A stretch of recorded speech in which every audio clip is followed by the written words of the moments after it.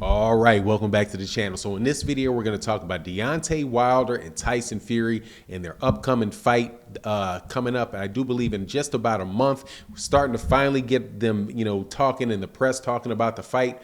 And in this particular video, we're going to talk about Deontay Wilder and his prediction for a third round knockout of Tyson Fury, whether that's realistic or not, and the reason why he's given that prediction. But let's talk about that in this video.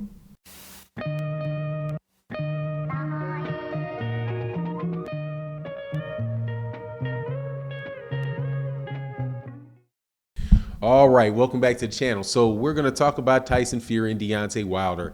But before we do, make sure if you're not subscribed to the channel to subscribe to the channel, like the video, share the videos. It goes a long way towards helping the channel grow, and it'd be greatly appreciated. Look, I cannot wait till this Deontay Wilder and Tyson Fury fight is over. It is something that this whole trilogy thing has been like hanging over the head of boxing for the last couple years, and without any real true fulfillment, as far as like who the best fighter is. Now, there's a lot of people that are going to say that Tyson Fury is obviously the better fighter because what happened in the second fight, and that's why there's so many people that are predicting that Tyson Fury is going to beat Deontay Wilder in this fight upcoming. But what I think a lot of people forget is what happened in the first fight. And well, two things. One, what happened first in the first fight where Deontay Wilder, a lot of people said knocked out Tyson Fury, and pretty much anytime he hit Tyson Fury clean, he knocked Tyson Fury down, and that fight ended up in a draw. There's a lot of like revisionist history going on in boxing, where people talk about that fight and act like that's something that Tyson Fury won straight out. It's not something that he won straight out. That was a very, very close fight. And it was one that I thought Deontay Wilder deserved because Deontay Wilder had, got the knockdowns. Now, I wouldn't have been mad. I wasn't mad at all about the draw. That's not something that I'm going to get upset about when you really have a fight between closely matched fighters. Now, the second fight that happened, that's where people are really saying, well, Tyson Fury really dominated Deontay Wilder, and so much so that Deontay Wilder didn't deserve a third fight. Hit the brakes right there. Why would you say because he got beat in one fight that he doesn't deserve his rematch if you're not really just trying to skate out of there with the win because you know full well that there was something wrong with Deontay Wilder in that fight. But fast forward to this fight, and Deontay Wilder feels like he really has Tyson Fury figured out, and that he's in a different place than Tyson Fury is. Now, Tyson Fury, and one of the reasons that Deontay Wilder, and this has been said before, it's no secret, it's something that, was said before Tyson Fury, when Tyson Fury pulled out of the first fight, or the first time, or was it, the second time Tyson Fury pulled out of this particular matchup that's coming on. It's crazy, like to think that Tyson Fury has already pulled out of this fight 2 times. One time he pulled out because he said that that Deontay Wilder had hurt his feelings because he accused Tyson Fury of cheating. He said that was defamation of character and wasn't going to make the fight, right? But then they go to arbitration. Deontay Wilder wins an arbitration and he's forced. So that's the first time Tyson Fury tried to get out of this fight. The second time Tyson Fury delayed it is when he claims that he has COVID in a way that it was so patently, well, I won't say it's patently false. There's a chance that he actually had COVID, but more than likely he didn't, and he was trying to stall out for time. And during that time, it had come out that Tyson Fury had been getting, in Deontay Wilder's words, pieced up in camp and really wasn't performing very well. The people that were camp that were supposed to be doing it were guys like Joseph Parker. I think you had Jared Anderson. And the word with Jared Anderson is that Jared Anderson actually knocked out Tyson Fury, or had Tyson Fury knocked out on his feet. Deontay Wilder is saying that he also had somebody that worked in his camp that was in there with Tyson Fury and was piecing Tyson Fury up. So, Tyson Fury more than likely pulled out of that fight because he really wasn't happy with where he was during, that training. So Deontay Wilder feels now that Tyson Fury is ripe for the picking, and with all of the changes that Deontay Wilder's plans to implement in the fight, that Tyson Fury should be easy money. Now, if you look at what he's actually doing in training and the things that he's working on, I can understand why Deontay Wilder would feel very, very confident, because I think that there are things with Tyson Fury that really honestly can't miss.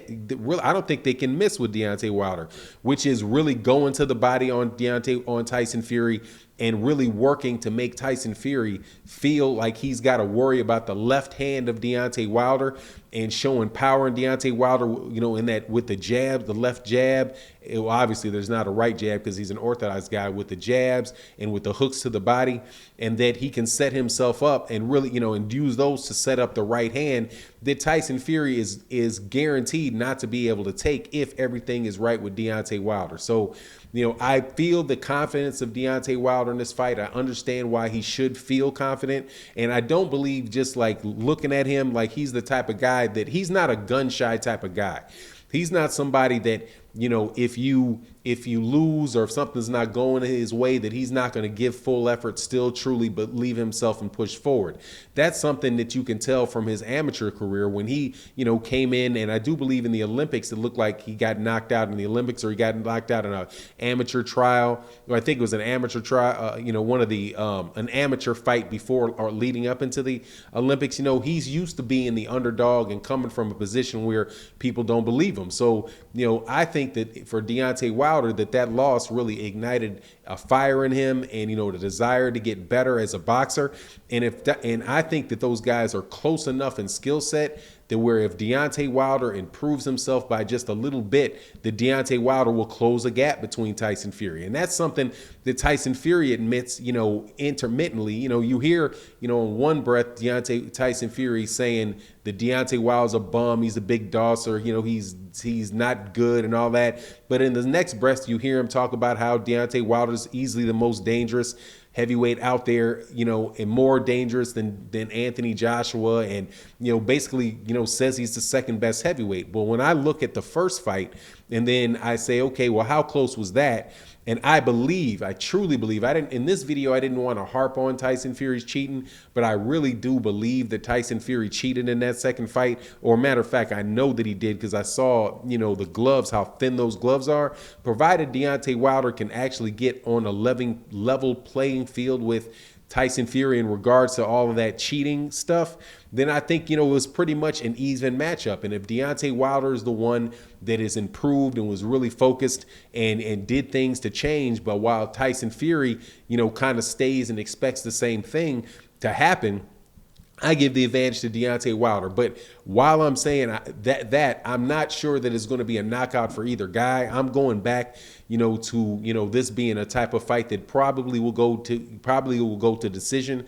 And the key for Deontay Wilder to win the fight is for Deontay Wilder to be very active, for him to keep his hands busy, and make sure that he is not losing rounds to Tyson Fury, just willy-nilly losing rounds to, from inactivity, where, in the first fight, there was a lot of rounds that Tyson Fury won just because he was being more active. Whether or not that activity was whether effective or not, or whether it was like kind of clowning gestures or what have you, he was still being very, very active when Deontay Wilder was just kind of plodding around looking for that knockout. So, while I like that Deontay Wilder wants to get that knockout in the third round or the fifth round, like Malik Scott said, by breaking him down, I really hope that he really does focus on breaking him down, getting books, getting points in the, getting rounds in the book with the judges, because if he doesn't, and he doesn't get that knockout, then that leads to a Tyson Fury win.